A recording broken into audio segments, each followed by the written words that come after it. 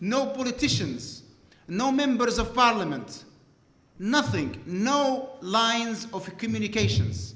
Although our doors were open from the very beginning, and we did demand and request the United Nations to come in on ground.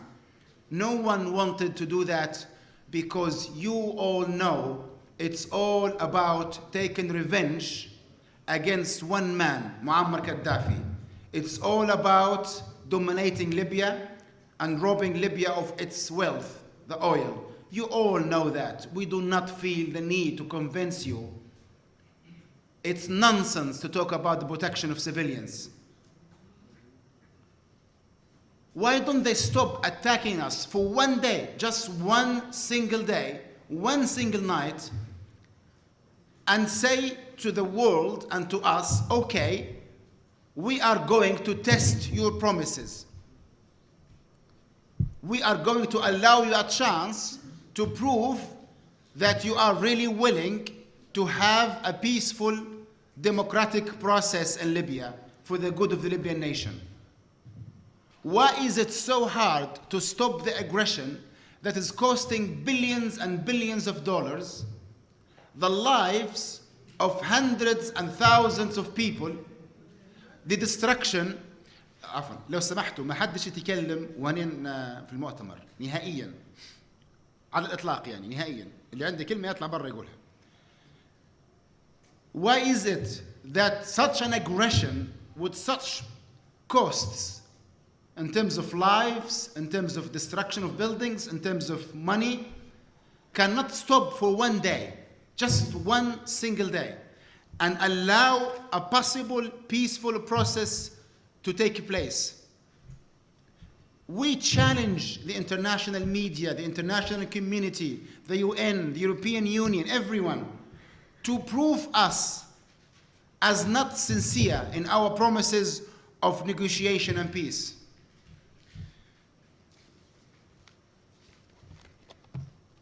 "31 people died today. Some of them are soldiers, some are guards, some are civilians. Their lives are dear in any religion, in any culture, in any philosophy, in any civilization. How could the world sleep tonight knowing that armies of such evil are willingly and knowingly attacking a peaceful capital with 60 rockets and killing people? How can the world go to sleep tonight?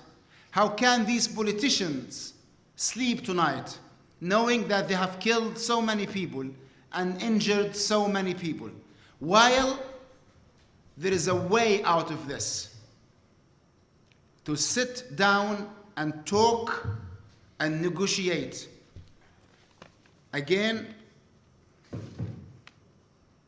the African Union provided the best way out of this crisis. We are an African country. It's only natural for the Libyan problem to have an African solution. The African countries have praised Libya's position on the crisis.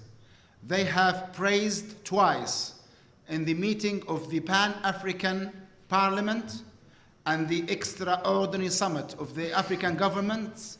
They have both praised the position of the Libyan nation, of the Libyan government, and their acceptance of the African roadmap. But the world, or rather the West, chooses not to listen to Africa because some corrupt politicians in the West do not want a peaceful solution for this problem. A peaceful solution will not work in their favor. They want blood, disaster, so they could have chaos in Libya, so they could install a completely new pro-West regime, a puppet government that will follow their orders and give them the oil for free, and maybe will allow them space to establish army bases in Libya. and turn Libya into just an extended arm of Europe. Africa should be heard, should be listened to. It deserves that.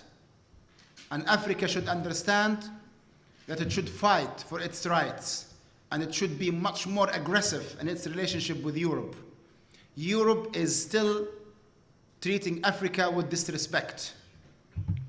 When it attacks an African country, a fully sovereign and independent African country, when this very African country has said yes to the African roadmap, and the rebels said no. NATO chooses to side with the rebels who said no to peace and attack the government that said yes to peace.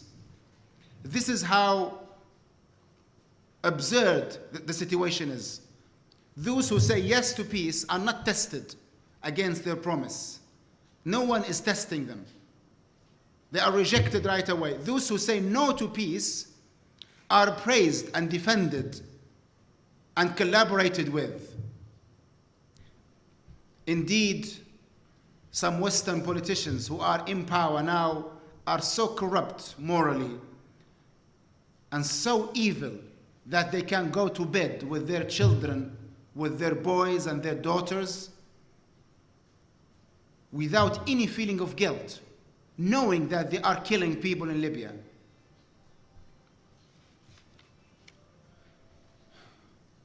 We are getting to the figure 1,000 casualties. Up to the 26th of May, so from the 19th of March to the 26th of May, 718 people were killed in the NATO attacks around Libya.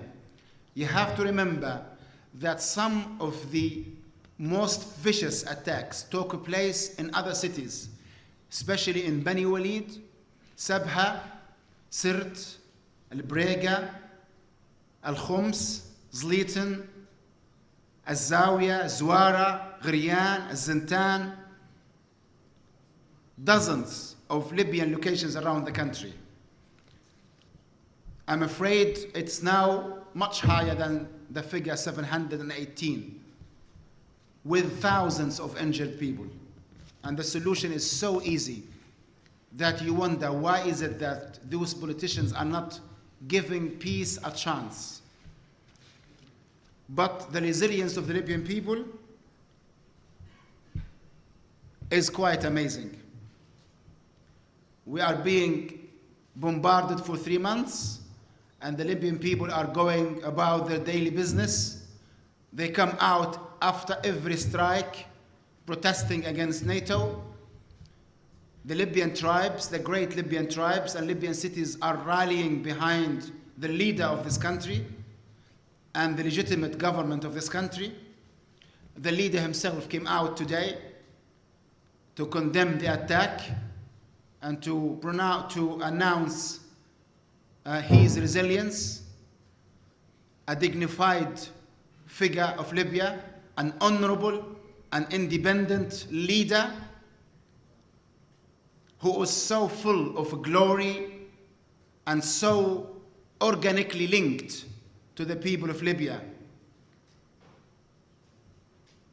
And he was also shown later on watching a report of the attacks today on Libyan TV with leaders of the Tuareg tribe. You will be able to see, the footage has been already shown on Libyan TV a few times, but you will be able to see it later, also repeated later. He's in good health. He's still resilient. He knows that it is not about civilization or democracy or peace in Libya. The attacks are about dominance, revenge, and wealth.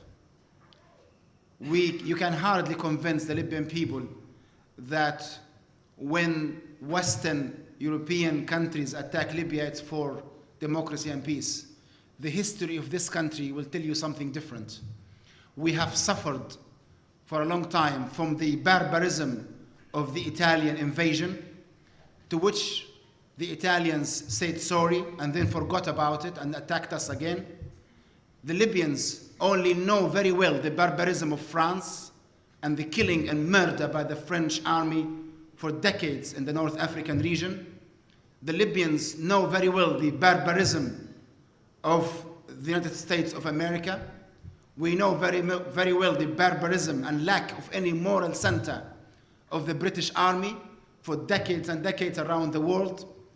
Our popular poetry is filled with emotions that were recorded 100 years ago.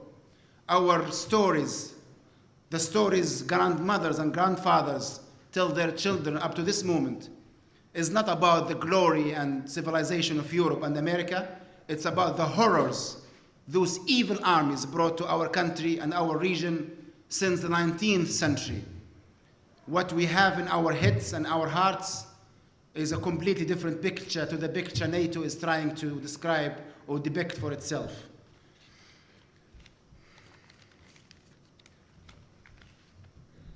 Finally, I would like to renew our call for the international community to stand tall against this aggression, to make a stop to the killing of our people and allow for a peaceful process to take place.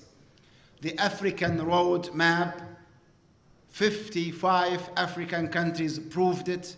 Let us start implementing the African road map.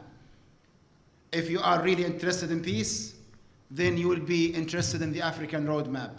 We call upon Russia, we call upon China, we call upon India, Brazil, and South Africa to lead the way forward, since some European countries have lost any moral center and cannot lead the way for peace. Thank you very much.